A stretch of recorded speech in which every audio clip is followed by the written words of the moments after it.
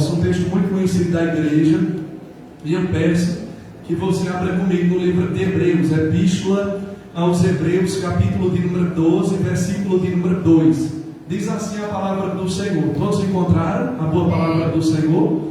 Amém. Diz assim o texto, escrito aos Hebreus, ele diz assim: olhando para Jesus, olhando para quem, igreja? Tem uma tradução que vai dizer assim, olhando firmemente. Eu não sei se alguém está com essa tradução, onde ele diz olhando firmemente. A diaconisa Ritinha está com a tradução. Olhando firmemente para Jesus, o autor e consumador da nossa fé. Queridos, quando ele diz autor é alguém que é autor de um livro, alguém que começou uma história, alguém que começou um livro. Ele é chamado de autor, aquele que teve a ideia. Não é desse jeito, meus irmãos? E a palavra também vai dizer que ele não é apenas o autor da nossa fé, ele também é o consumador da nossa fé, é aquele que termina. Então a fé, ela começa e ela termina em Jesus Cristo de Nazaré, nosso Senhor e Salvador. Então, olhando firmemente para Jesus, o autor e consumador da nossa fé, o qual, pela alegria que lhe estava proposta, suportou a cruz, desprezando a afronta, e está sentado à destra do trono de Deus. Quem pode dizer amém nessa tarde? Amém. Queridos, então, quando nós abrimos a Bíblia Sagrada, quero dar uma boa tarde também aos irmãos, às irmãs que nos assistem através da página da nossa igreja no Facebook. Sejam muito bem-vindos no nome de Jesus de Nazaré. Quando nós abrimos a Bíblia Sagrada aqui na Epístola aos Hebreus, o capítulo de número 12, o versículo de número 2, e nós vemos o escritor, o autor da Epístola aos Hebreus, ele dizendo, olhando firmemente, veja, olhando firmemente para Jesus. Queridos, quando você está olhando firmemente para alguma coisa, você deixa de perceber as outras coisas que estão ao seu redor. Muitas vezes quando você está assistindo na sua casa, vou dar um exemplo, quando você está assistindo alguma programação na sua TV, na sala da sua casa, e você está olhando firmemente para algo, se alguém falar com você de longe, se alguém estiver na cozinha, se alguém estiver em algum cômodo, você não vai perceber. Muitas vezes a gente não percebe, porque a gente está olhando firmemente para aquela programação, para aquele alvo que nós colocamos diante dos nossos olhos. E quando nós abrimos aqui a Epístola aos Hebreus, o capítulo de número 12, e o versículo de número 2, nós vemos ele dizendo, olhando firmemente para Jesus, que é o autor e o consumador da nossa fé. Queridos, então veja, como eu disse, o autor, existe autor de livros, então ele é o autor, aquele que teve a ideia, aquele que iniciou, e ele também é o consumador da nossa fé. A fé, ela inicia e ela termina por meio do nosso Senhor e Salvador Jesus de Nazaré. Aí ele diz, o qual, versículo de número 2 ainda, o qual pela alegria que lhe estava proposta, suportou a cruz, desprezando a afronta, e está sentado à direita do trono de Deus. Então nós temos que estar olhando firmemente para Jesus, nosso Senhor e Salvador. Porque se nós olharmos, diaconisa Ritinha, para as circunstâncias, se nós olharmos com os olhos naturais para esse mundo que nós estamos vivendo, nós iremos provavelmente cair, nós iremos nos decepcionar. Se a gente olhar para o mundo, se a gente olhar para as circunstâncias que estão ao nosso redor, nós iremos afundar, cair. Veja, a Bíblia Sagrada, eu estava orando hoje de manhã, e o Senhor, quando eu li essa palavra aqui no livro de Hebreus, que é uma palavra muito conhecida de toda a igreja, quando ele diz olhando firmemente para Jesus, que é o autor e consumador da nossa fé. O Espírito Santo, ele me fez lembrar daquela passagem lá do livro dos Atos dos Apóstolos, o capítulo de número 7, igreja. A Bíblia Sagrada, ela vai nos falar sobre um homem, que era um diácono, e a Bíblia Sagrada vai dizer que o nome dele era Estevão. E Estevão, ele era cheio de fé, cheio de poder, e Deus, através da vida de Estevão, daquele homem de Deus, ele fazia grandes milagres, ele fazia sinais, prodígios e maravilhas entre o povo. De sorte, igreja, que se levantaram muitas pessoas contra ele dentro daquela cidade, porque Deus ele estava usando a vida de Estevão de uma forma tremenda, de uma forma poderosa. muitas maravilhas eram feitas entre o povo através da vida de Estevão.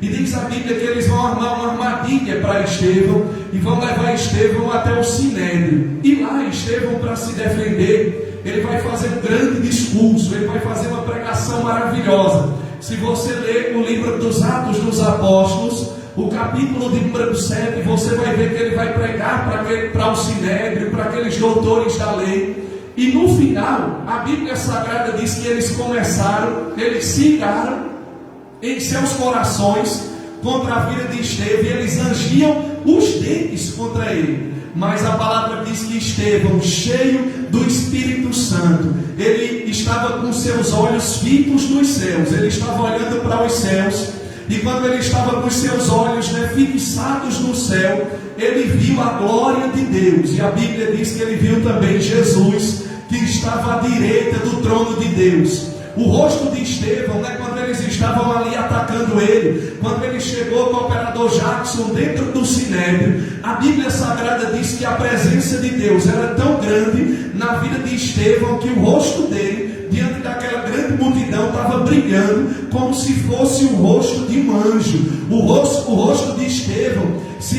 diferenciou dos outros homens que estavam ali, e ele começou a dizer: olhai, e ele disse: eis que eu vejo os céus abertos, e o Filho do Homem assentado, o Filho do Homem em pé, diante da destra do Deus Pai Todo-Poderoso. Queridos, e Estevão, você sabe que ele foi apedrejado, por causa daquela pregação, por causa, igreja, dos sinais que Deus ele fazia através da vida dele. Ele vai ser apedrejado, mas Estevão, ele estava olhando para Jesus. A Bíblia Sagrada diz que ele estava contemplando, naquele momento que as pessoas estavam apedrejando ele, naquele momento que o Sinédrio estava apedrejando ele estava para morrer, mas ele estava olhando para o autor e consumador da nossa fé. Ele estava vendo Jesus assentado à destra do trono de Deus, ele estava vendo o Filho do Homem em pé diante do Deus Todo-Poderoso. Quando você está olhando para Jesus, quando a igreja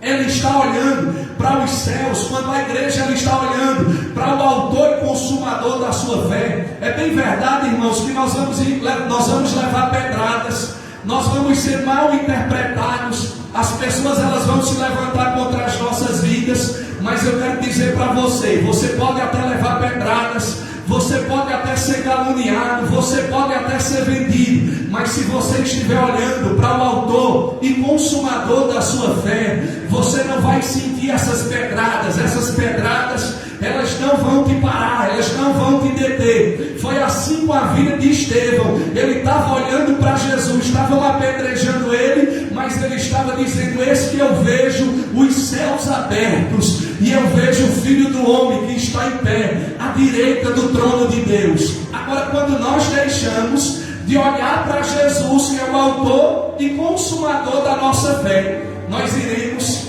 cair, sucumbir. Porque se você abrir o Evangelho agora de Mateus, o capítulo de número 14, irmãos, e eu quero que você redobre a sua atenção, o Evangelho segundo escreveu Mateus, o capítulo de número 14, a Bíblia Sagrada diz que Jesus, ele mandou os seus discípulos, eles entrarem dentro de um barco, e eles passarem para outra margem. Isso era por volta de 5 para 6 horas, na viração do dia. O Senhor havia multiplicado os pães, o Senhor havia multiplicado os peixes, e ele vai chamar os discípulos e ele diz: entrem no barco e vão adiante para outra banda, vão adiante para outra margem. Queridos, e a Bíblia Sagrada diz que eles entraram naquele barco para passar para outra margem, mas Jesus, ele subiu até um alto monte para orar. E ele passou a madrugada inteira em oração. Ele vai passar aquela noite inteira em oração, diante da presença do Pai, buscando a presença do Deus Todo-Poderoso. Veja, olhe para mim, para você entender. Ele vai passar a madrugada em oração, e os discípulos, eles ouviram a voz do seu mestre, ouviram a voz do seu Senhor, E a Bíblia Sagrada diz que eles entram naquele barco e eles começam a remar para chegar do outro lado, para chegar na outra banda. Mas quando eles estavam no meio do caminho, no meio do mar da Galileia, por volta de 3 horas da manhã, na quarta vigília da noite, se levantou um grande temporal de vento, se levantou uma grande tempestade contra aquele barco, e eles começaram a remar, mas eles não saíam do lugar. De tal maneira, a Bíblia Sagrada vai dizer que as águas elas já estavam entrando dentro do barco e eles estavam pensando que iam morrer. Eles queriam pular dentro do mar. Eles estavam dizendo: acabou, nós não vamos chegar do outro lado, nós não vamos conseguir passar essa dificuldade. Mas aí a palavra vai dizer que quando foi na quarta vigília da noite, que vigília da noite, igreja? Quarta vigília da noite, entre 3 da manhã e 6 da manhã, Jesus, que estava orando naquele monte, que passou a noite em oração, quando foi na quarta vigília da noite, ele vai descer daquela montanha, ele vai descer daquele monte, e a Bíblia diz que ele vem caminhando sobre as águas, ele vem caminhando sobre o mar da Galileia, e quando ele vai se aproximando dos discípulos, a visibilidade não era boa, porque ele estava chovendo, uma neblina muito grande. Quando ele vai se aproximando, os discípulos pensaram que ele era um fantasma, porque eles não estavam enxergando muito bem. Pedro não estava enxergando, os outros discípulos, eles não estavam enxergando, e ele vem se aproximando, ele vem andando, e eles começaram a gritar, dizendo: é um fantasma. Mas aí ele vai bradar e ele vai dizer: tem de bom ânimo, não tem mais, sou eu. Veja o que o Senhor ele disse: tem de bom ânimo, não tem mais, sou eu. E Pedro, que era o discípulo do Senhor, ele naquela embarcação, ele reconheceu a voz do nosso Senhor e Salvador Jesus de Nazaré, e ele olhou e disse para o Senhor: Senhor, se és tu mesmo, manda-me ter contigo por cima das águas. E Jesus ele liberou a palavra e disse: vem, Pedro. E Pedro ele vai descer daquele barco, e a Bíblia Sagrada diz que ele vai andando por sobre as águas, ele coloca o primeiro pé, ele vai dar a primeira passada. Quando ele dá a primeira passada, ele está olhando para Jesus de Nazaré, ele está olhando para o autor e consumador da fé. Veja, nós lemos aqui no início, olhando firmemente para Jesus, o autor e consumador da nossa fé. Ele começou a andar e ele estava olhando para o Senhor, e ele estava vendo o sobrenatural, ele estava vendo a mão do grande trabalhando na vida dele. Mas aí a palavra vai dizer que ele sentiu a força do vento, ele tirou o olhar do Senhor e ele começou a olhar o tamanho das ondas, ele começou a olhar o tamanho do vendaval. Quando ele tirou o olhar do Senhor Jesus de Nazaré, a palavra vai dizer que ele começou a afundar, ele começou a descer para as profundezas das águas. Veja, querido, se nós tirarmos o olhar do Senhor Jesus de Nazaré, qualquer um de nós que tirarmos o olhar do Senhor Jesus, nós vamos afundar. Você e eu não fomos chamados para nós andarmos por aquilo que nós estamos vendo. Nós fomos chamados para andar através da fé. E a fé ela inicia e ela termina por meio do nosso Senhor e Salvador Jesus de Nazaré. Ele é o autor e é o consumador da nossa fé. Olhando firmemente para Jesus, o autor e consumador da nossa fé, o qual, pela alegria que lhe foi suposta, suportou a cruz. Ele suportou aquela cruz por mim e por você. Então vamos ficar de pé. Você deve continuar olhando para o Senhor Jesus de Nazaré, firmemente para Ele. Não tira teu olhar do Senhor nessa tarde. Olha para Ele. Olha para Ele, porque Ele vai fazer grandes milagres na minha vida e na tua vida. Em nome de Jesus de Nazaré. Eu convido a pastora, o ministério de louvor, para nós adorarmos ao Senhor Jesus, o Rei da Glória.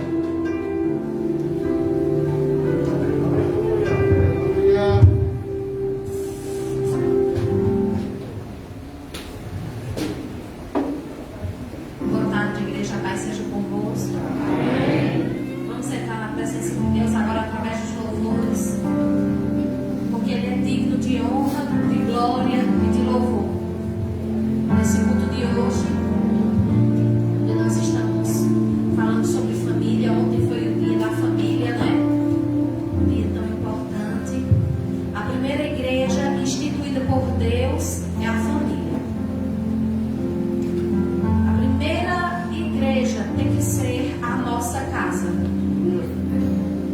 nós temos que estar na nossa casa e nos sentirmos como se nós estivéssemos já na glória, porque ali tem que ser um lugar de paz, tem que ser um lugar de alegria. Lá fora o mundo pode estar desabando, mas quando eu voltar para a minha casa ela tem que ser um pedacinho do céu. Se não tiver assim é porque alguma coisa está desajustada. E é responsabilidade minha colocar as coisas no seu devido lugar. É responsabilidade do sacerdote da casa conduzir a sua família para que venha aos pés de Jesus. A mulher, ela é a sua adjuntora, é a sua auxiliadora, é aquela que vai estar ajudando o marido. Mas a responsabilidade sacerdotal é do cabeça da casa. Se o Senhor ele instituiu que o homem seja o cabeça da casa, não é simplesmente para ele delegar ordens, como alguns pensam, que é dar ordens para o que a mulher deve fazer, para o que os filhos devem fazer.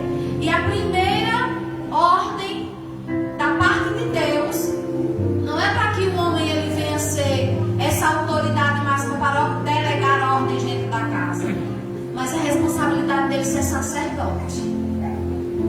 E a responsabilidade da mulher é amar, zelar pelo seu marido e pelos seus filhos. Infelizmente hoje, algumas situações estão invertidas. E isso não está acontecendo. Mas nós, enquanto igreja do Senhor, ainda temos tempo para rever essas coisas e ajustar as coisas dentro da nossa casa. Amém? Então você, homem, procure o seu papel de sacerdote.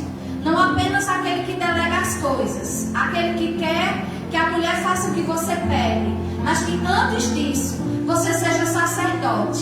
Se você for sacerdote, a sua mulher ela vai estar sob sua submissão, sem imposição. Amém? E do mesmo jeito, a mulher ela foi chamada não para ser o cabeça da casa, não é a mulher que delega as ordens. E o que deve ser determinado, isso é papel do homem. O papel da esposa ela é ser a sua auxiliadora, zelar pelo bem maior do seu filho, dos seus filhos, do seu marido, ajudá-lo, consolá-lo, fortalecer as suas mãos quando ele se sentir fraco ou desanimado em alguma circunstância. Assim, se os nossos filhos vemos que estamos fazendo aquilo que ordena a palavra, consequentemente, a bênção do Senhor estará repousada dentro do nosso lar. E através do nosso exemplo, os nossos filhos serão edificados. Amém? Então que nós venhamos engrandecer o nome do Senhor. Venhamos convidar Ele para ser o centro da nossa família. Venhamos convidá-lo todos os dias para que Ele possa sentar conosco na nossa mesa e partilhar da sua grande e poderosa provisão, que é quando nós nos sentamos todos os dias e nos alimentamos. Lugar é mesa de comunhão. E não existe maior comunhão do que nós sentarmos à mesa com a nossa família e partilharmos da providência de Deus.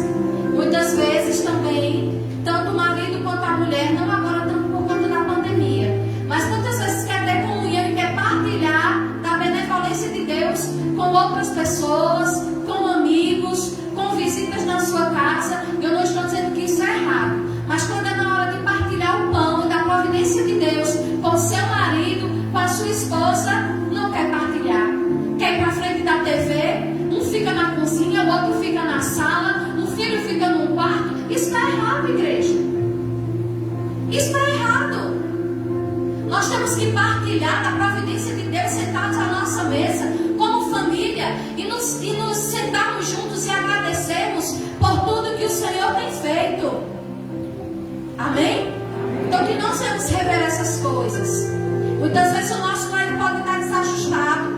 Não é porque as coisas externas estão vindo para dentro da nossa casa apenas. É porque nós mesmos não estamos dando atenção devida para corrigir essas pequenas coisas. Então que nós venhamos ver isso. Que nós venhamos gastar mais o nosso tempo com a nossa família do que com as pessoas de fora. Estamos invertendo as coisas. Às vezes nós queremos gastar o tempo no celular, na televisão, dar ouvidos aos amigos, às amigas, aos filhos, até dos amigos. Mas quando o teu filho te chama para uma conversa, você não quer conversar. Você diz que não tem tempo. Às vezes você está tão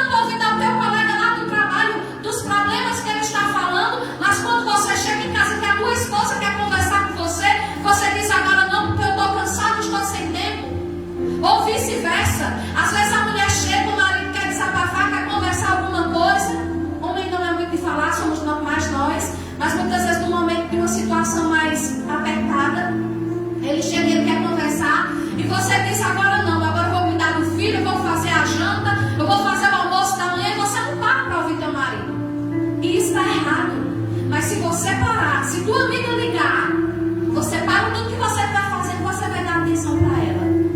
Irmãos, se nós não honramos a nossa casa em primeiro lugar, nós estamos falhando com Deus, porque está na palavra. Amém? Que venhamos revelar essas coisas. Cobramos muitas vezes do outro, queremos que o outro faça, mas nós não fazemos a nossa parte. Então, enquanto família, vamos nos ajustar. Então, o Senhor virá e nós poderemos dizer: eu e a minha casa servimos ao Senhor. Amém? Então fecha os teus olhos e vai louvar.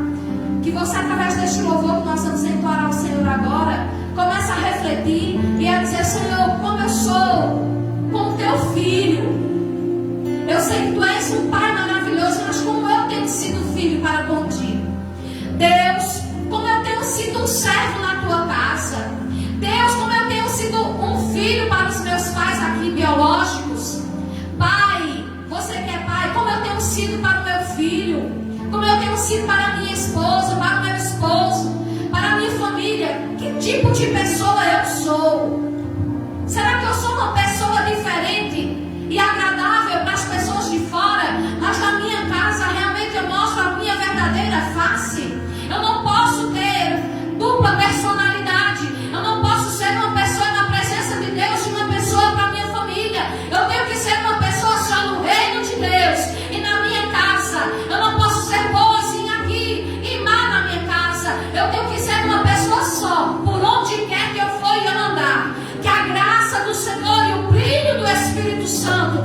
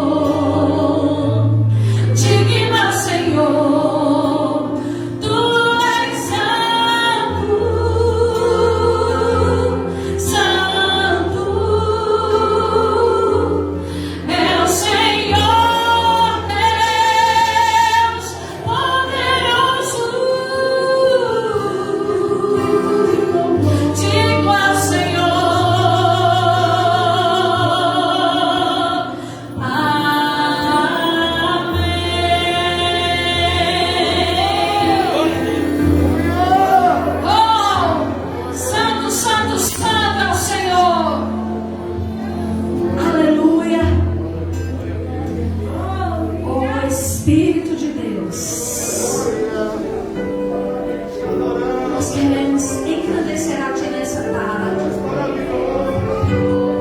Tu és maravilhoso, Jesus. Pai, sei que os teus olhos estão sobre a terra a procurar alguém que te adore em espírito, alguém que te adore em verdade. Pai, como achaste a Davi, vem e derrama sobre mim o óleo precioso da unção e me faz conforme o teu coração. Achei em mim verdadeiro adorador, com vestes de louvor. Quero contemplar teu rosto, Pai. Vem ungir minha oferta de amor, toma de meu coração, meu Deus, meu Pai. Achei em mim verdadeiro adorador.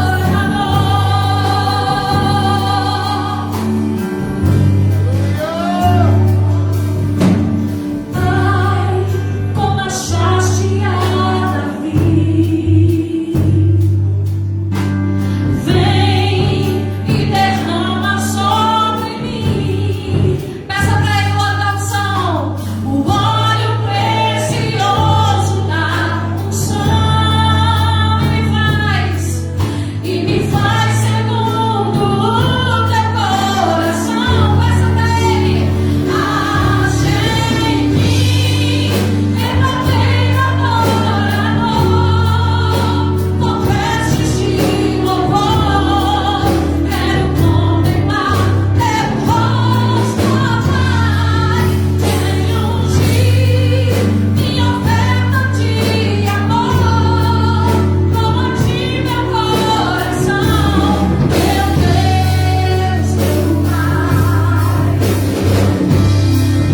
Achei em mim verdadeiro adorador, porque é meu prazer te adorar, Senhor. É meu prazer ministrar louvor.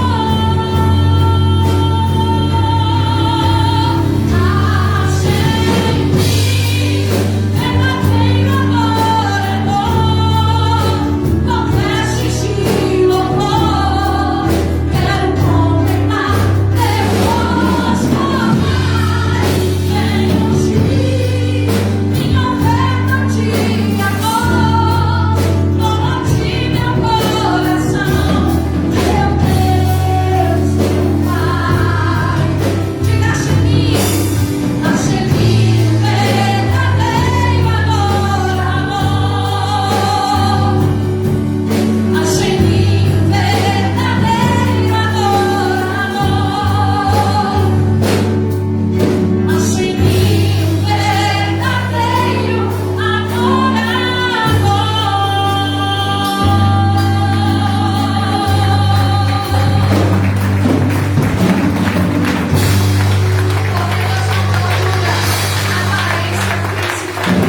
Deus ele não procura igreja, bens materiais. Deus ele não procura nada, ele só procura adoradores.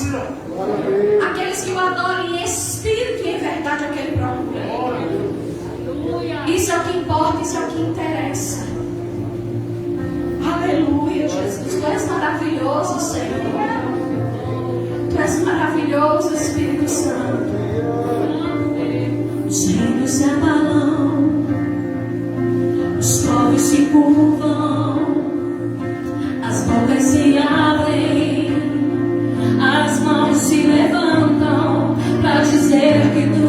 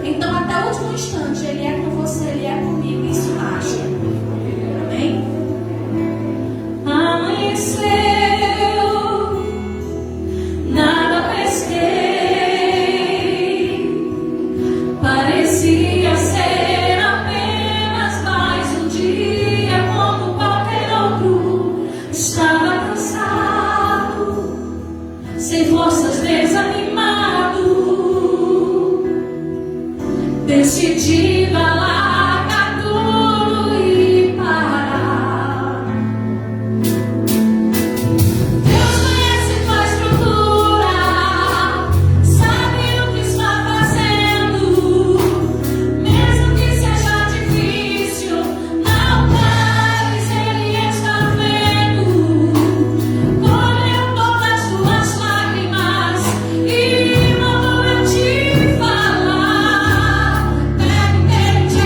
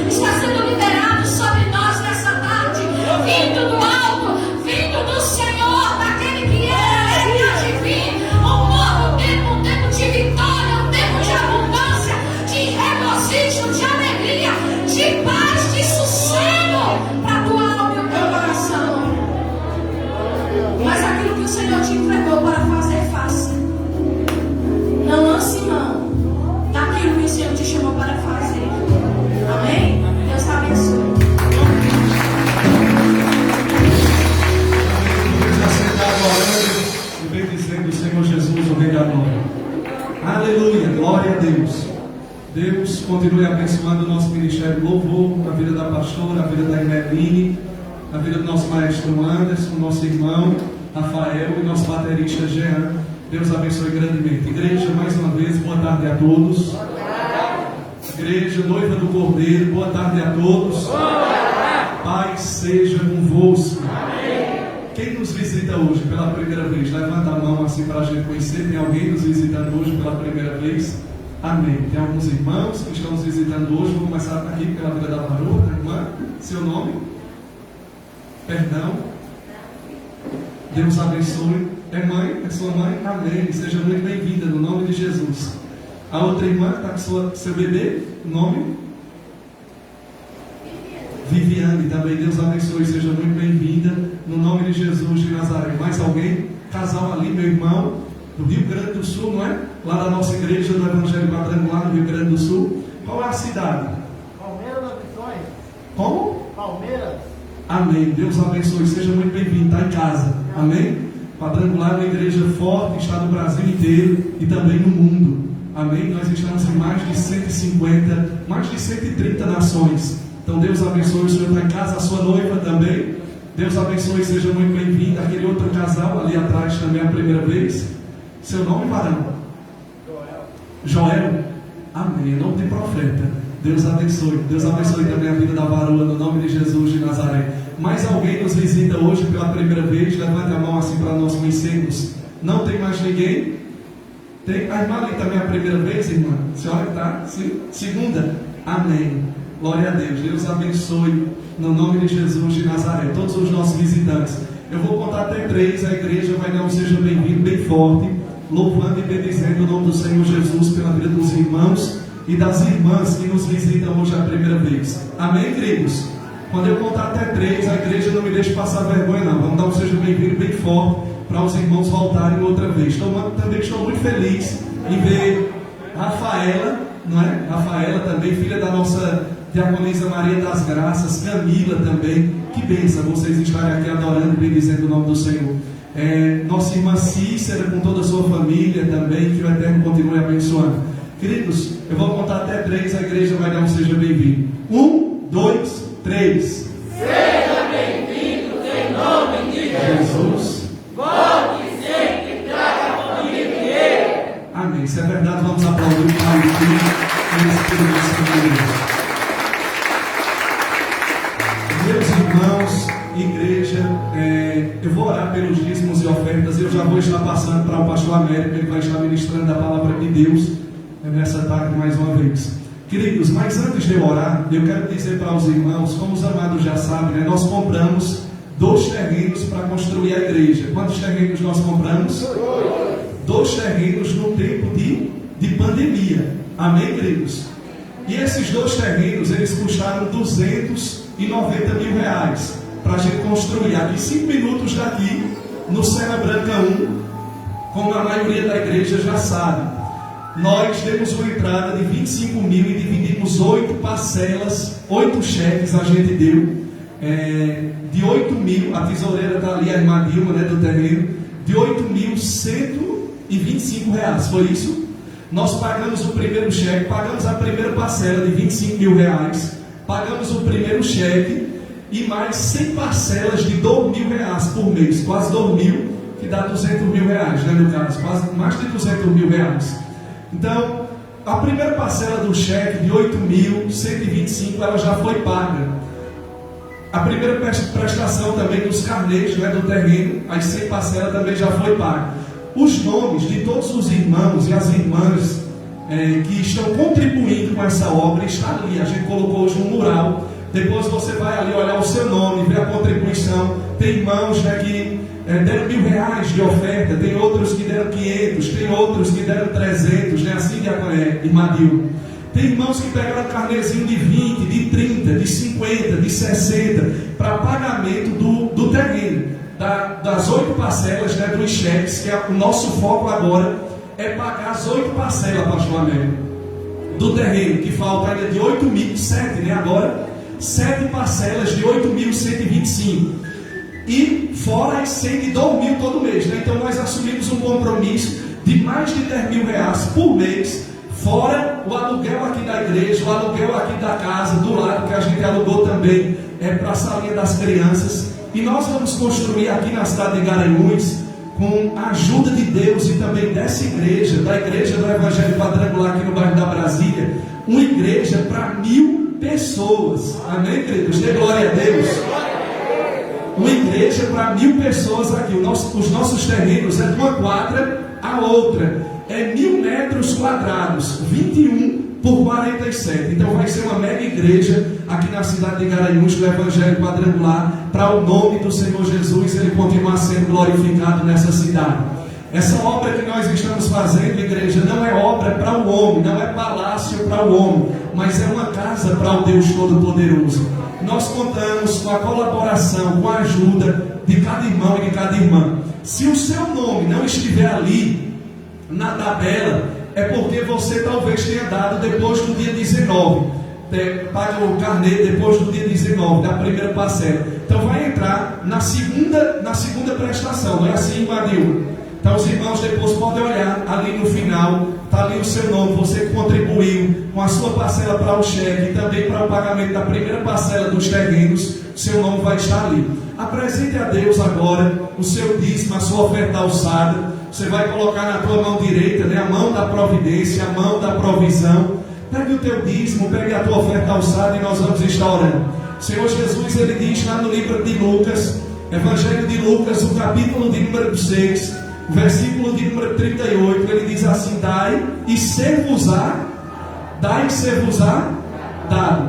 Aí ele diz: boa medida, recalcada, sacudida e transbordante vos darão. Então quando eu dou, automaticamente eu já recebo 4 bênçãos: dai e ser-vos-á dado, boa medida, recalcada, sacudida e transbordante vos darão. Feche os olhos e apresente a tua mão direita. Se você não tem como ofertar, como dizimar nesta tarde, apresente também a tua mão. Nós vamos estar orando ao poderoso Deus. Senhor nosso Deus e nosso Pai, nós entramos mais uma vez na tua presença para te apresentar a vida de cada dizimista, Senhor, a vida de cada ofertante, cada patrocinador desta obra. Que o Senhor continue, meu Pai, com a tua mão estendida sobre a igreja do Evangelho Quadrangular, sobre a vida de cada homem, cada mulher que está aqui dentro. Que o Senhor possa honrar a vida deles de uma maneira tremenda e de uma maneira poderosa. É o que nós oramos e nós abençoamos a tua igreja, em nome do Pai, do Filho e do Espírito Santo de Deus. Pode passar salva a nossa diaconisa Jaqueline,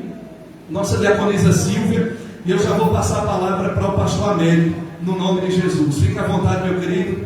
É sempre uma satisfação receber o Senhor aqui na nossa igreja. Seja muito bem-vindo mais uma vez.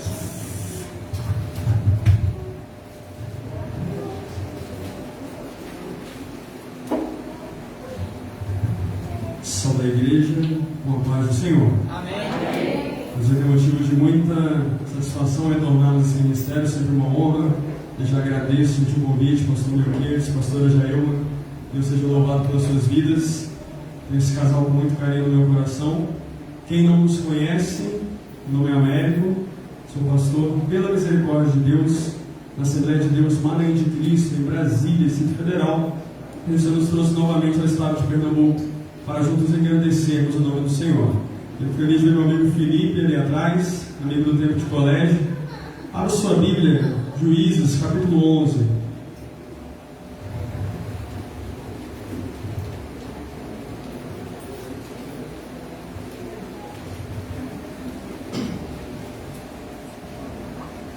Juízes, capítulo 11, a partir do versículo 29. Peço que os irmãos fiquem de pé e reverenciem a palavra de Deus. Quero que Deus tenha uma palavra no seu coração nessa tarde. Juízes 11, verso 29, diz assim: então o Espírito do Senhor se apossou de Jefté. Este atravessou Gileade e Manassés, passou por Mispa de Gileade, e daí avançou contra os amonitas. E Jefté fez este voto ao Senhor: se entregares os amonitas nas minhas mãos, aquele que estiver saindo da porta da minha casa ao meu encontro, quando eu retornar da vitória sobre os amonitas, será do Senhor, e eu o oferecerei em holocausto. Então Jefté foi combater os amonitas, e o Senhor os entregou nas suas mãos. Ele conquistou 20 cidades, desde Aroé até as vizinhanças de Minite, chegando a Abel-Queramim. Assim os amonitas foram subjugados pelos israelitas. Quando Jefté chegou na sua casa, em Mispá, sua filha saiu ao seu encontro, dançando ao som de tamborins. E ela era filha única. Ele não tinha outro filho ou filha. Quando a viu, rasgou as suas vestes e gritou: "Ah, minha filha, estou angustiado e desesperado por sua causa, pois fiz ao Senhor um voto que não posso quebrar." "Meu pai", respondeu ela, "sua palavra foi dada ao Senhor, faça comigo o que prometeu, agora que o Senhor o vingou dos seus inimigos, os amonitas." E prosseguiu: "Mas conceda-me 2 meses para vagar pelas colinas e chorar com as minhas amigas, porque jamais me casarei." "Vá", disse ele, e deixou que ela fosse por 2 meses. Ela e suas amigas foram para as colinas e choraram, porque ela jamais se casaria. Passados os 2 meses, ela voltou a seu pai, e ele fez com ela o que tinha prometido no voto. Assim ela nunca deixou de ser virgem. Daí veio o costume em Israel de saírem as moças durante 4 dias, todos os anos, para celebrar a memória da filha de Jefté, o gileadita. Amém? Os irmãos podem tomar assento. A palavra de Deus nos fala a respeito de um dos textos mais polêmicos de toda a palavra de Deus, porque ele sugere algumas interpretações um tanto pesadas a respeito se de fato um homem de Deus, o nome de Jefté, teria ou não matado, sacrificado a sua própria filha pelo fato de um voto a obter vitória sobre os amonitas. Eu quero começar dizendo, amados, que sacrifício humano é uma abominação ao Senhor. Desde o princípio bíblico, no livro de Deuteronômio, de Levítico, Deus deixa isso bem claro. Ele diz: "Não sacrifiquem seus filhos ou filhas a Moloque. Aqueles que assim o fizerem terão que ser executados, e a morte seria por apedrejamento." Deus ele fala que ele considera um ato repugnante e ele odeia isso. E ele também diz que não se acha ninguém no vosso meio que pratique tal coisa. Ou seja, não somente você não faça, como eu não quero que tenha alguém próximo de você que venha fazer. O texto vai nos dizer, amados, que Jefté ele está tomado pelo poder de Deus e ele vai para uma guerra, uma peleja contra os amonitas. Diz a palavra de Deus que antes de ir para essa guerra, ele faz um voto precipitado. Ele faz uma promessa muito difícil de ser cumprida.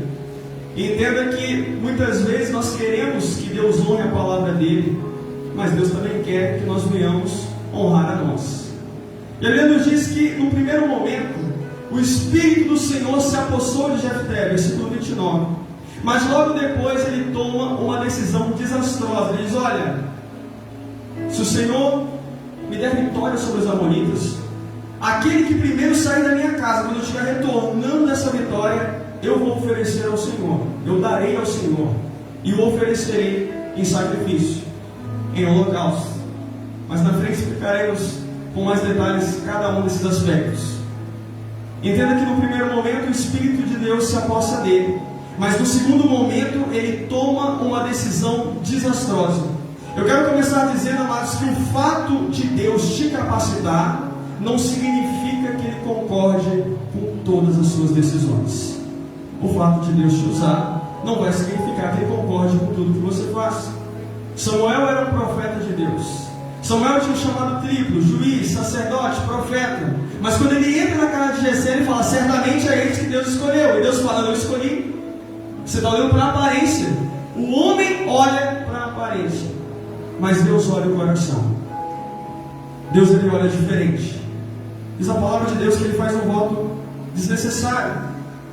Ele poderia simplesmente ter ido para a guerra dizendo: Senhor, me ajuda. Mas ele entende que para Deus dar vitória a ele teria que dar algo considerável em troca para Deus. São pessoas que ainda não confiam estritamente no poder de Deus, acham que sempre Deus ele vai querer algo e algo pesaroso de mim, de você, e não é verdade. Voto é de Deus, mas o mais importante não é o seu dinheiro, mas é o seu esforço, é a sua sinceridade, é o seu coração se abrir para com Deus. Perceba que em Atos 3, ele diz que Pedro ele está chegando ao templo às 3 horas na hora da oração, e aparece alguém pedindo esmola, um morador de rua, um mendigo, e ele diz: não tenho ouro nem prata, mas o que eu tenho isto eu te dou, em nome de Jesus de Nazaré, levante e anda. Me chama a atenção, amados, que o mendigo por si não tem dinheiro, não tem recurso, ele está pedindo esmola. Pedro também não tem, porque eles não têm prata nem ouro, mas o texto diz que quando ele usou o nome do Senhor Jesus, o homem levantou. Não é dinheiro que faz a diferença, mas é o poder de Deus que faz a diferença. É a presença de Deus que faz a diferença. Quando eu olho para Jefté, era um homem de Deus, era um dos juízes, na mesma época de Gideão, de Sansão, de Baraque. Mas eu percebo que até o coração de um homem de Deus pode ter resquícios de dúvida, de incredulidade. Por fora você é aquele homem de Deus, mas Deus está dizendo: olha, aí dentro tem uma dúvida. Você não está tão confiante nessa vitória. Por isso que você fez um voto que não compactua com a palavra de Deus, não compactua com a vontade de Deus, um voto desnecessário. Voto desnecessário, amados, é semelhante a sacrifício de tolo, porque você faz algo sem sentido que te prejudica. Um dia desse, uma irmã falou para mim que ela queria muito que um varão que ela gostasse saísse do mundo, e ela disse: olha, eu quero que Deus salve ele, nem que Deus salve ele, ele fique com outra. Deus foi lá, salvou ele e casou com outra. Não havia motivo de você falar isso. Senhor, eu quero que Deus salve ele, e se for a tua vontade, que ele case comigo. Porque a Bíblia diz que o que ligares na terra é ligado no céu. O que você faz diante de Deus, Deus, ele assina. Aqui nós podemos comparar Jefté com Saul, porque aquilo que Jefté fez atingiu a sua própria filha. E certa vez Saul fez um juramento dizendo: nenhum do meu exército vai comer até nós obtermos uma vitória contra os filisteus. Só que seu filho Jonathan não sabia. Ele pega mel no bosque e os seus olhos começam a ficar iluminados. Aqui entende que o espírito da morte já estava se aproximando. E Saul era um homem tão cruel que ele disse: ainda que meu filho morra, mas que se cumpra a minha palavra. São homens que pela sua palavra seus filhos pagaram o preço, por aquilo que eles disseram, aquilo que eles abriram para Deus. Eu entendo que um voto ele não pode ser baseado em emoção. Não faça um voto baseado em emoção, porque você pode se arrepender depois. Faça um voto baseado em espiritualidade. Isso aqui, Senhor, eu posso fazer. Eu vou fazer o meu melhor para Deus dentro daquilo que eu posso, para que você não venha se arrepender depois e não venha ser considerado tolo diante de Deus. Aí ele vai nos relatar que Jefté está retornando para sua casa. No versículo 34 diz: a sua filha saiu ao seu encontro ao som de tamborins. Esse era o comportamento que as pessoas tinham no momento de celebrar uma vitória. Você saía e dançava e se apresentava com instrumentos. Perceba que na abertura do Mar Vermelho, quando fecha, lá vem Miriam seguida pelas outras, com tamborins dançando, dizendo: olha, foi o Senhor que fez isso, o Senhor nos deu vitória. Perceba que quando Davi derrota Golias, o povo se reúne, as mulheres começam a dançar, também com tamborins, instrumentos de 3 cordas, músicas alegres, e elas dizem: Saul matou milhares, mas Davi matou dezenas de milhares. Esse era o comportamento comemorativo, festivo, indicando: nós tivemos uma vitória. Jefté teve uma vitória na guerra. O povo de Israel teve uma vitória contra os egípcios. Davi teve uma vitória contra Golias, que representa os filisteus. Então aquele homem, aquele pai, Jefté, ele fica amargurado. E ele diz assim: olha, fiz ao Senhor um voto que eu não posso quebrar. Aqui eu quero enaltecer Jefté, por mais difícil que tenha sido aquilo que ele disse, porque ele deixa claro: olha, eu não posso quebrar esse voto. Jefté é um homem de palavra. Deus se agrada de quem tem palavra. Jefté poderia facilmente desistir do voto por inúmeras desculpas humanas. Quantas pessoas arrumam desculpas? Ah, não é por isso, eu não vou fazer por aquilo, eu até pensei que dava.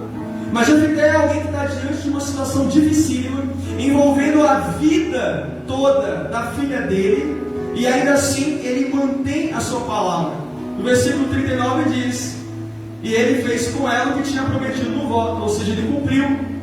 Existem 3 momentos na palavra de Jefté. Ele dá a palavra dele, depois ele se depara com arrependimento, ele vê a adversidade, ele poderia agora desistir, mas ele mantém a palavra em meio à adversidade, porque Deus se agrada de quem mantém a palavra mesmo no problema, mesmo na tribulação, seja sim, sim, não, não, e o que passar disso vem do maligno, e depois ele cumpre, ele dá a palavra, ele mantém a palavra e ele cumpre a palavra. O servo de Deus tem que ser assim.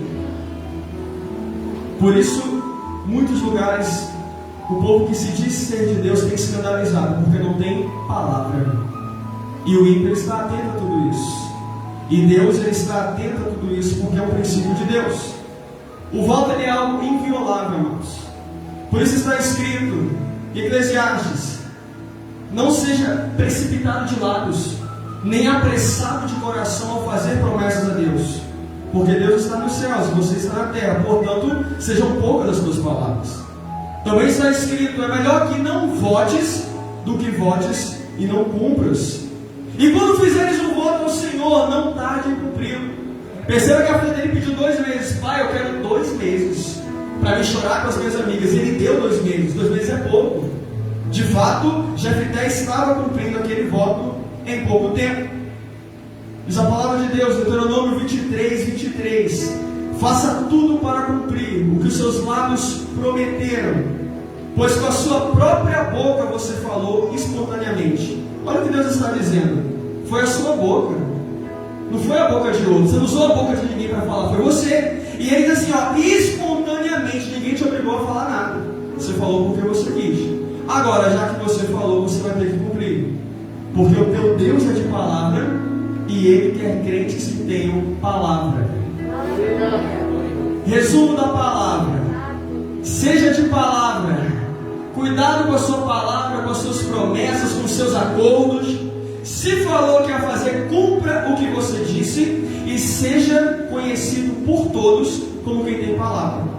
Não basta ser conhecido por um ou por outro.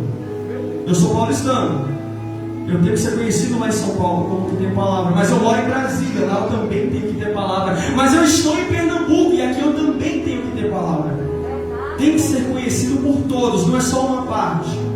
Quem me conhece agora tem que conhecer, e quem já me conhecia tem que conhecer. Diz a palavra de Deus que ele gritou: minha filha, estou angustiado e desesperado. Angústia é fruto de impulsividade. Tem gente, meu pastor, que está angustiada porque entrou onde não era para entrar, fez o que não era para fazer, assumiu o que não era para assumir, aí agora fica angustiado.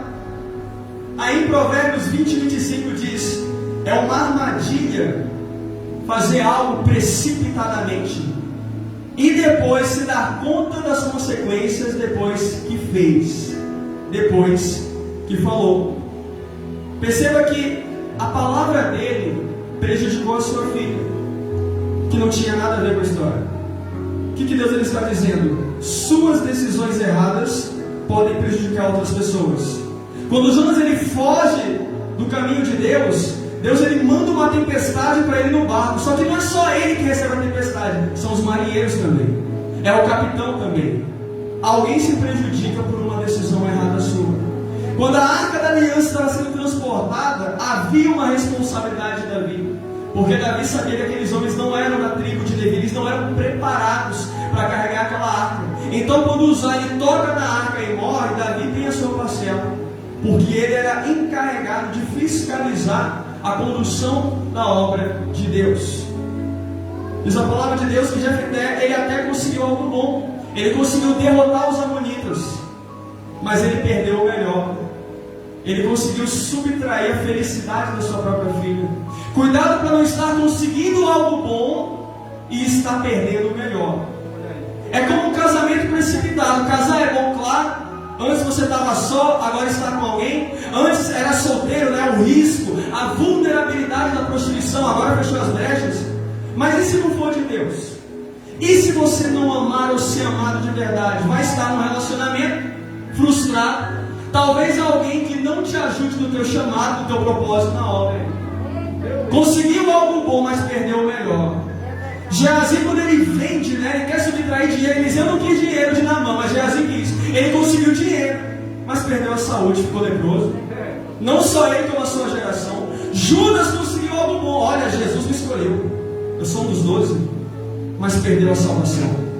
Não deu crédito a Cristo. Andou 3 anos e meio com Cristo, teve o melhor mestre, mas não adianta ter o melhor pastor se você não aceita a mensagem, se você não aceita a palavra. Diz a palavra de Deus que a filha olha para ele e diz: sua palavra foi dada ao Senhor, faça comigo o que prometeu.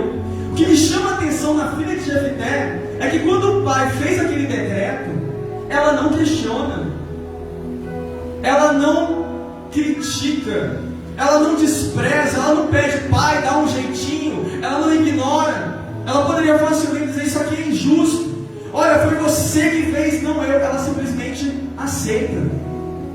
Isso aqui é postura, amados, de servo de Deus. Às vezes a palavra que nós ouvimos do Pai, sentido simbólico, é dura, mas quem é crente aceita. Se hoje o teu pai desse um decreto duro para a sua vida, qual era a tua reação? Você diria: sim, pai, seja feita a sua vontade? Ou você está questionando? Você está reclamando? A filha de Jefité é um exemplo de submissão, não só porque ela aceita o sacrifício em si relacionado à sua vida, mas ela ainda pede permissão para chorar. Isso aqui é coisa de Deus, amados. Você aceita a vontade difícil de Deus para a sua vida e você pede permissão para chorar. Aquele que diz: Senhor, eu não te peço mais nada, só tenha misericórdia da minha vida, me fortalece, me sustenta, não deixa eu sair da tua casa, da tua presença. Perceba que no Antigo Testamento o pai poderia anular o voto do filho ou da filha, mas o filho não pode anular o voto do pai. A mensagem da filha é mais ou menos o seguinte: olha, eu sei que eu sou importante. Qual é a filha que não é importante para o pai, para a mãe? Ela está dizendo o seguinte: eu sei que eu sou importante, mas eu reconheço que mais importante é Ele. Eu até tenho uma importância para o Senhor, mas eu sei que Deus é mais importante para o Senhor. Jesus disse: aquele que ama mais o pai ou a mãe do que a mim não é digno de mim. Aquele que ama mais o filho ou a filha do que a mim não é digno de mim. Aquele que ama mais o esposo ou a esposa do que a mim não é digno de mim. Perceba que a filha de Jefité é comparável a Maria, porque a filha de Jefité disse: faça comigo o que prometeu. E quando Maria, mãe de Jesus, recebe o anjo, ela diz: aconteça comigo conforme a tua vontade. São mulheres que simplesmente aceitam. Eu não questiono, eu só aceito, eu só recebo o propósito de Deus.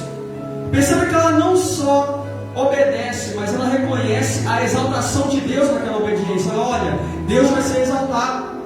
Os filhos, eles devem obedecer aos pais, especialmente naquilo que exalta a Deus. Tem alguns mandamentos de pai e mãe que exaltam o Senhor. Quando Ele te convida para vir para a igreja, não é um convite comum, é um convite que exalta a Deus. É um convite para você ter comunhão com o Senhor, para você estar de acordo com a vontade de Deus. Existe uma segunda versão do versículo 37, onde diz assim: não chegarei a ser mãe. Ela está reclamando: olha, no Antigo Testamento não poder ter filhos era considerado uma desgraça, uma desonra. Perceba que quando Sara ela não pode ter filhos, ela fala: olha, Agar está grávida, ela está me desprezando. Até quando eu vou aceitar essa afronta? Quando Isabel ela finalmente tem um filho, João Batista, ela diz, Lucas 1:25, agora o Senhor desfez a minha humilhação. Não poder ter filhos era considerado uma humilhação. Raquel, quando ela tem filhos, ela diz algo semelhante: Deus tirou a minha humilhação. Perceba que quando Ana faz um voto querendo ser mãe, ela fala: olha, se o Senhor atender a oração, deres atenção à humilhação da tua serva. Ela considera uma humilhação não ter filhos. E era justamente isso que a filha de Jefité estava enfrentando. Existem basicamente duas teorias a respeito do que aconteceu com ela. A primeira diz que ela foi morta, assassinada, sacrificada em prol de Deus. A segunda diz que não é um sacrifício vivo, perdão, um sacrifício morto, mas um sacrifício vivo. Uma vida de sacrifício que exalta o Senhor a cada dia. Quem defende, amados, que foi um assassinato, defende que Jefité ou não conhecia a palavra de Deus, era ignorante, ou ele foi rebelde. Eu conheço, mas eu não quero cumprir, porque Deus ele não aceita esse tipo de coisa. Há quem diga que Jefité estava além do Jordão, ele estava longe do templo, e por isso ele teria pecado. É como aquele crente que ele só é crente na igreja. Se ele estiver longe da igreja, ele já começa a ter influência do mal. Ele já começa a mostrar as garras de fora. Há quem entenda que Jefté teria feito isso, porque ele queria a vitória a todo custo. É aquela pessoa que ela quer fazer de tudo para dar certo. Só que o teu tudo não resolve. O tudo de Deus é oração, perdão, tem que congregar, tem que pedir perdão, tem que derrubar barreiras, tem que ter humildade, tem que aceitar a vontade de Deus. O tudo de Deus não é o tudo do homem. Existe uma outra versão do versículo 31 que diz: queimarei em sacrifício aquele que sair. Mas é apenas uma versão, existem outras. Há quem questione se seria incomum um animal sair da sua casa quando ele saísse. Perceba que se fosse incomum um animal sair da sua casa quando ele voltasse, então ele já estava pensando: vou matar uma pessoa, eu vou tirar uma vida humana. Há quem defenda que a casa de Jefté poderia ser planejada para ter animais e pessoas, né? Dizem os estudos arqueológicos a respeito disso. Então, se ele fez um voto para um bicho: olha, eu vou acreditar que vai sair uma ovelha, uma cabra, eu vou sacrificar a Deus. Ele não estava se referindo à sua filha, ele estava se referindo ao animal. Matar uma pessoa seria um erro, e fazer um voto de matar é um erro, e cumprir esse voto pior ainda. Mas não podemos esquecer, amados, que antes de fazer um voto, nós temos que analisar a moralidade, a lei moral que está por trás desse voto. Senão a gente faria o que a gente quisesse: eu vou matar, eu vou adulterar, eu vou trair, eu vou roubar, porque eu fiz um voto de fazer isso. E quando alguém for me criticar, eu digo: não, mas eu tinha que cumprir a minha palavra. Isso com Deus não funciona. Perceba que o texto diz assim: quando ele viu ela, ele rasgou as suas vestes. Aí alguém diz: não, se ele rasgou as suas vestes é de luto. No Antigo Testamento, rasgar as vestes também era de luto. Quando Jacó fica sabendo que seu filho José foi morto, apesar que era uma mentira, ele rasga as suas vestes.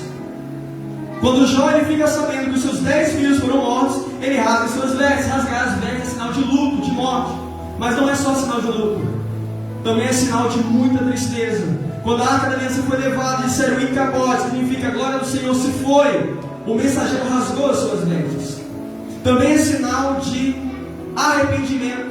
Quando Acabe se arrepende de ter matado Nabote, ele rasga as suas vestes, Deus atende a oração dele. Rasgar as vestes também é sinal de indignação. Quando o sumo sacerdote está na frente de Cristo e Cristo declara: olha, vereis o Filho do Homem vindo em glória, ele rasga as vestes dizendo blasfêmia, ele está mentindo. Então rasgar as vestes não é apenas para luto, mas também para situações de indignação, de tristeza e de arrependimento. Perceba que não era para o povo de Israel matar ninguém, não era para o povo de Israel sacrificar nenhum menino, nenhum filho ou filha, mas apesar de ser um costume pagão, eles faziam. A Bíblia vai nos dizer que Acaz, ao contrário do seu predecessor Davi, sacrificou seu filho a ídolo. Manassés sacrificou seu filho a ídolo. Existem pessoas de Israel em 2 Reis, Jeremias, que fizeram isso. Sacrificaram filhos e filhas a Moloque, a Baal, a demônios e a ídolos de Canaã.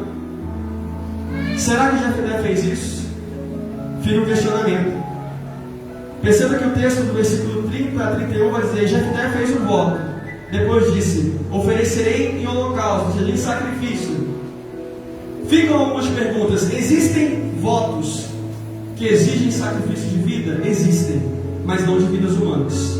Salomão ofereceu 1000 animais, depois 22.000. Davi oferecia bois. Quando Noé saiu da arca, ele oferece animais puros. Perceba que Jó oferece animais. Quando Jesus ele entra na casa para repreender um povo que estava no comércio das coisas dele, estavam lá vendo pombas, ovelhas e bois. Deus ele aceita animais, não humanos. Aceita bichos, não pessoas. Todo voto exige morte de uma vida? Não. Ana, quando fez um voto, ela disse: o Senhor me der um filho, eu te darei, e sobre a sua cabeça não passarei navalha e nem cortarei a sua barba. Não tinha morte nenhuma. Jacó fez um voto ao Senhor, dizendo: olha, se o Senhor cuidar de mim na minha viagem, me der comida, me der roupa, guardar a minha saída, a minha chegada, eu vou servir ao Senhor, e de tudo eu darei o dízimo. São votos que não exigem morte de ninguém. Todo voto requer sacrifício? No sentido amplo, sim, voto é esforço. Perceba que quando Ana diz, o meu filho eu vou dar para Deus, quer dizer que o filho ia crescer na igreja. Então ela perdeu o convívio com ele. Qual é a mãe que vai ficar bem com o filho longe? Não é fácil. Ainda mais sabendo que ele acabou de amamentar, né? Acabou de ingressar ainda muito novo. Tem pessoas que elas se apropriam de um versículo que diz, em Levítico 27, 29, nenhuma pessoa consagrada para a destruição será resgatada, terá que ser morta. Mas entenda uma coisa, há uma diferença entre pessoas consagradas por Deus, pela maldição de Deus, a pessoas consagradas por votos. O homem, ele não tem autoridade sobre uma vida como Deus tem. Perceba que quando Deus ele manda destruir Jericó, ele fala, e toda a cidade será consagrada a Deus para a destruição, menos a prostituta Raabe. O que ele está dizendo? Essa daqui não vai, elas doam os homens de Deus, mas quem estiver na cidade, utensílios, animais, pessoas, eu estarei destruindo Jericó, porque era uma vontade de Deus. Mas nós entendemos, amados, que aquela moça não veio a falecer.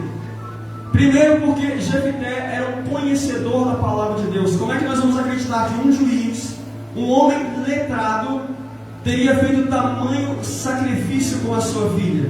Perceba que o texto não diz necessariamente que ele teria matado. O texto fala de holocausto. Por holocausto, por sacrifício, nós temos uma rapidez de interpretar. Ela morreu. Mas o que Jefité está dizendo são duas coisas no versículo 31. Será do Senhor e o oferecerei em holocausto. Perceba que quando Ana fez o voto, ela diz, meu filho vai ser teu. De fato, Samuel era de Deus, cresceu na casa, cresceu sendo instruído pelo sacerdote, por Eli, pelo pastor. Ah, mas e o sacrifício? O apóstolo Paulo explica. Sejam vocês, disse o apóstolo Paulo, sacrifícios vivos ao Senhor. Sacrifício vivo não é sacrifício morto. Nós somos sacrifícios vivos, porque a sua carne quer o pecado, mas o teu espírito quer a santidade. A sua carne dispara, desiste, mas o Espírito de Deus está te conduzindo para que você venha servir ao Senhor naquilo que lhe apraz, naquilo que lhe agrada. O que Deus está dizendo através dessa mensagem é que a filha de Jefité seria um sacrifício vivo ao Senhor. Ela iria por toda a sua vida servir ao Senhor dentro da casa do Senhor e nunca mais iria casar. Não ia deixar de ser virgem. Entenda que isso era o sacrifício. Imagine que todo mundo frequenta a igreja, mas você não apenas frequenta, você serve. Todo mundo vem para a igreja, mas depois tem as suas casas, mas você não tem casa, sua casa é a igreja. Imagine que todo mundo tem vida sentimental, todo mundo casa, tem filhos, mas você não vai casar, você não vai ter filhos. Isso de fato é um sacrifício. Nós podemos comparar a filha de Jefté com Jeremias, porque ambos não tiveram vida sentimental. Deus olhou para Jeremias e falou, Jeremias, você não terá mulher nem filhos nessa terra. E esse decreto foi passado para a filha de Jefté, e ambos choraram. Jeremias chorou tanto que tem um livro só dizendo Lamentações de Jeremias. Pessoas que vieram a esse mundo e cumpriram um chamado exclusivo para Deus. Não reclame se está demorando para conhecer um varão ou uma varoa. Pelo menos vai chegar. Para eles não chegou. Para eles não aconteceu. Entenda que havia mulheres que serviam a Deus na igreja. Lá em Êxodo fala, mulheres que serviam à entrada do templo. Perceba que até os filhos de Eli, eles se prostituíram com essas mulheres. Lá em 1 Samuel fala que eles se prostituíram, roubavam as ofertas e se prostituíram com as mulheres que serviam ao Senhor à entrada do templo. Havia mulheres que viviam dentro do templo com o propósito de servir a Deus, de ter uma vida devotada ao Senhor. Perceba que uma das traduções do versículo 31 diz, aquele que vier saindo. Não passa a ideia de uma pessoa, perdão, não passa a ideia de um animal, passa a ideia de uma pessoa. Aquele que vier saindo, é isso que Jefté fala. Perceba que os pronomes estão no masculino. Aquele, não aquela. Ele não pensou que era filho, talvez fosse um escravo, um servo. Aí ele diz, eu o oferecerei ao Senhor, masculino. Ele não fala, eu a oferecerei. Talvez Jefté tinha certeza, vai sair um escravo, vai sair um soldado, e esse eu poderei fazer alguma coisa. Existe uma outra versão que diz, aquilo que vier saindo. Aqui passa a ideia de um animal. Quem sabe tinha algum animal que quando ele voltasse da guerra o recepcionasse. Hoje em dia você chega em casa, o cachorro já fica todo alegre, o gato fica alegre. Eu não posso afirmar, né, meu pastor? Estou só conjecturando. Mas quem sabe quando ele voltasse, os bichinhos ficassem alegres. Ei, papai voltou. Quem sabe ele pensou assim. E essa teoria é reforçada porque existem alguns gramáticos do hebraico que não traduzem o versículo 31 com e, mas substituem esse e por ou seja, em vez de darei ao Senhor e o oferecerei em holocausto, seria darei ao Senhor ou oferecerei em holocausto. Ou seja, ele estaria separando um encontro com animal, com bicho, de um encontro com pessoa. Se eu me encontrar com um bicho, é holocausto. Se eu me encontrar com uma pessoa, eu oferecerei, eu darei ao Senhor. Percebam, meus amados, que Deus é totalmente contrário à morte de homens, de mulheres, por sacrifício. Lá em Jeremias ele diz assim, olha, quando vocês construíram o alto de Tofete para queimarem seus filhos e filhas em sacrifício, eu, Deus, nunca ordenei isso. E nunca passou a minha mente tal coisa. Olha o que ele está dizendo. Jamais passou a mente de Deus ordenar que uma pessoa matasse outra pessoa em sacrifício. Ah, pastor, vai lá em Gênesis 22, Deus manda Abraão sacrificar o filho. Mas quando ele vai sacrificar, o anjo manda parar. E diz, Abraão, agora eu sei que tu me temes. Era apenas para provar. Abraão não mata o filho Isaac. Abraão mata um carneiro que aparece preso pelos chifres no arbusto. Porque Deus não quer homens sacrificados. Deus ele quer você em sacrifício vivo para o Senhor. Esse sacrifício de perpétua virgindade, uma moça que nunca iria se casar com um varão, é algo extremamente valoroso, reconhecido no contexto judaico, porque estaria dizendo o seguinte: agora a descendência de Jefté não vai ter continuidade. O texto fala que ela era filha única, o texto fala que ela não tinha filhos, ou seja, eu só tenho uma filha e ela nunca fez filho, e agora no Senhor eu não vou ter netos. Jefté não iria ter linhagem. Perceba que esse texto, ele exalta o sétimo mandamento, né? Não adulterarás. Se ela vai ser eternamente virgem, não vai cometer adultério. Vai ser do Senhor. Vai ser para a glória de Deus. Perceba que o texto fala de sacrifício. E eu vim dizer aqui nessa tarde, amados, que o não casar é um sacrifício. O fato de você não casar é um sacrifício. Perceba que ela chora. O texto fala o tempo todo. Fala de virgindade, fala de não ter filhos, fala de não conhecer um varão, fala de não ter casamento. O casamento é algo que faz parte da nossa vida. Logo no comecinho de Gênesis está escrito: não é bom que o homem esteja só. Perceba que lá no livro de Eclesiastes diz que é melhor dois, porque se um cair, o outro ajuda a levantar. O próprio apóstolo Paulo disse: eu digo que não case, mas se for para estar se abrasando, ardendo em desejo, é melhor que se case. E o problema daquela moça era justamente porque a Bíblia diz: o casado dedique-se à sua esposa, ao seu esposo, mas o solteiro dedique-se ao Senhor. Ela era solteira e de fato ia se dedicar ao Senhor por toda a sua vida.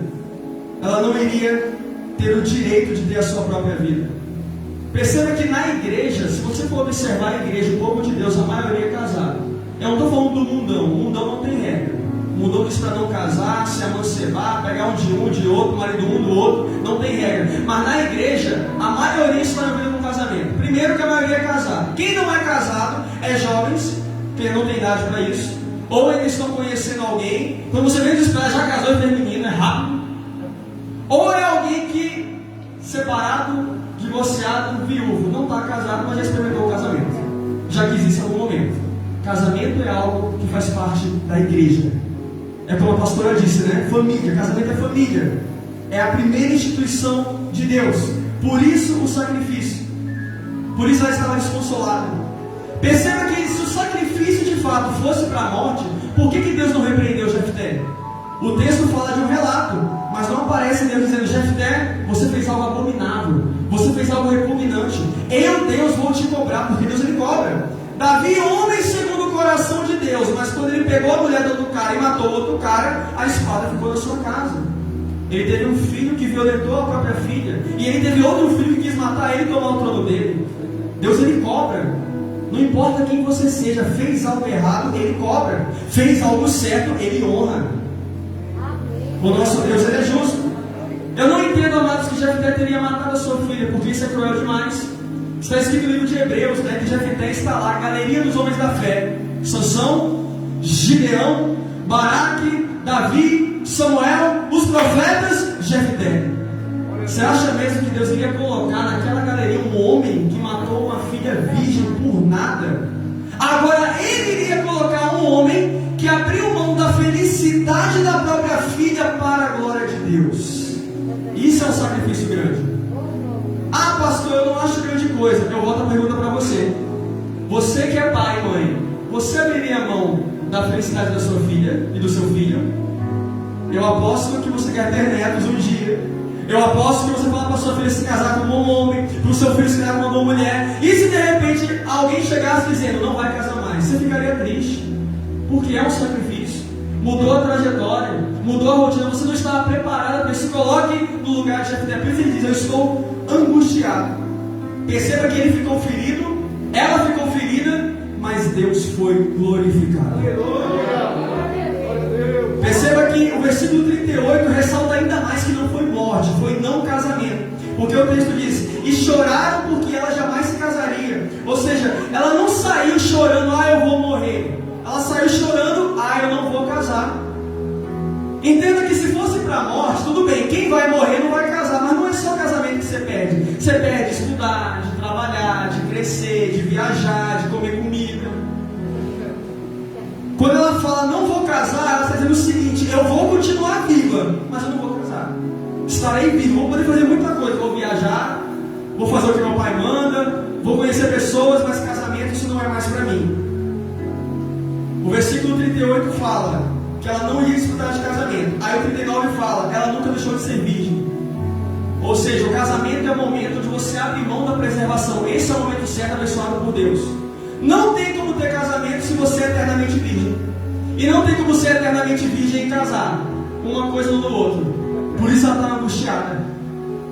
Os projetos dela foram por água abaixo, porque um outro projeto chegou na vida dela. Entenda uma coisa: se de fato ela fosse morrer, ela pediu 2 meses. Dava tempo de casar e curtir um casamento de 2 meses. Um casamento relâmpago de 8 semanas. Tem casamento hoje que rompe mais rápido que isso. Pelo menos o dela seria de Deus. Ela era uma moça de Deus, uma moça prendada. Ela sofre, amados, porque ela não foi preparada para o celibato. A Bíblia diz que é bom que um homem se case. Se você não for preparado para isso, se case. É de Deus, casamento é de Deus. Perceba que o texto não está dizendo que ela estava visando prostituição, nem fornicação. Até porque quem quer casamento está biblicamente bem intencionado. Casamento é algo, amados, que fecha as brechas. Já tem como te acusar do quê? Se agora é uma só carne, se agora tem a bênção de Deus. O texto vai dizer que as amigas e depois choraram por causa dela. Amigos, amados, não apenas se alegram com você, não, eles também choram. Quando Jó passou por tudo isso, veio o amigo de 3 legiões, eles choraram em alta voz. Depois eles ficaram 7 dias em silêncio, só observando. Perceba que quando Lázaro morreu, e aí Jesus vai ao encontro de Marta e Maria, ele chorou. Jesus chorou, o versículo mais menor da Bíblia foi Jesus chorando por causa dos amigos. Se alegrai com os que se alegram e chorai com os que choram. As amigas da filha de Jefté choraram com ela. Não era elas que não iam casar, era a filha de Jefté, mas elas tomaram a dor. Minha amiga não vai casar. Eu pensei que eu ia estar lá dentro, que eu ia ser, né, testemunha, que eu ia fazer parte dessa festa. Aí o texto do versículo 39 e 40 diz: todas as moças saíram para celebrar a memória da filha de Jefté. Aqui não é porque ela estaria morta, amados, mas é porque a morte viria para a sua linhagem. Perceba que todos nós teremos filhos e netos, e o seu filho, ele representa você. O teu filho tem a sua cor, tem os seus traços, puxou da mãe, puxou do pai. O nome foi você que escolheu. O jeito de ser: olha, você é filho de fulano, de ciclano. Filho, linhagem representa você. Como não tem alguém para representar, então as filhas saíram. Vamos celebrar a memória, porque não vai ter mais ninguém que celebre. Vamos celebrar o legado que ela deixou. Foi de Deus ela. Então vamos relembrar o sacrifício que ela fez. Lembrando que ela não gerou filhos e que ela era uma filha única. Nós podemos comparar Abraão com Jefté, porque a fidelidade de Abraão com Deus trouxe multidões, mas a fidelidade de Jefté com Deus arrasou com a linhagem dele. A diferença é que Abraão seguiu a vontade que veio do alto, e Jefté quis empurrar para Deus a vontade dele. Eu quero finalizar, irmãos, com o versículo 40. Dizem que eles foram celebrar a memória da filha de Jefté. Aqui a filha de Jefté, ela é comparável à figura de Cristo, porque ela era pura, imaculada, e Jesus era puro, imaculado. Quando João Batista diz: este é o Cordeiro de Deus, que limpa o pecado do mundo. O cordeiro, a diferença do cordeiro e o carneiro é que o cordeiro, ele não tem relação sexual, ele é puro. A filha de Jefté era pura, Jesus também era puro. Perceba que a filha de Jefté foi destinada ao sacrifício por causa do pai. Jesus foi destinado à morte por causa do pai. Perceba que ela diz: faça comigo o que prometeu. Jesus disse: afasta de mim esse cálice, mas seja feita a tua vontade e não a minha. Amém, amados? Que nós venhamos fazer votos que agradem a Deus, que nós venhamos ser um sacrifício vivo que agrada a Deus. E eu agradecerei a oportunidade em nome de Jesus.